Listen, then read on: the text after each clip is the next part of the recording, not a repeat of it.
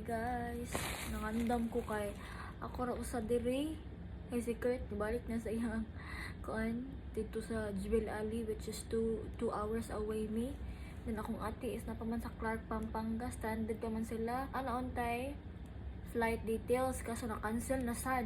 Unya ganiha lang may nagkaon ko mga 8 kapin. Sus kay na sa nibuto. Abi na ko man na. So pag tinaw ako sa bintana, kita adyo ko kuan na intercept at bang lagi sa among building kaduha. So nakakita ko sa Facebook in 3 minutes ko no kaupat nga yung buto. Anyway, na una kong giandam ang kani kay hinatag ni siya nga kuan tinapay chocolate nga hinatag.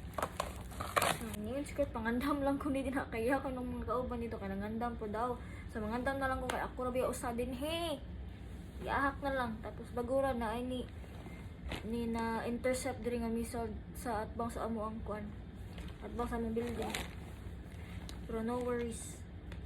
After ato to kay ni nag-send dayon sila og alert.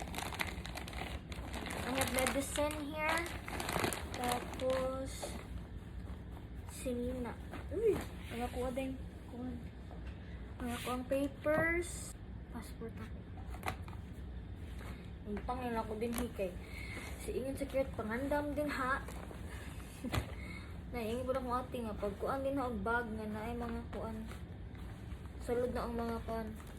It's better to be ready than di na ka manguha sa mong gamit na pag-auso na to siya. Wala nga akong mga bag dala, so para if ever mga isang bako kulbaan ko kaya ako usa diri mga doon ko bang.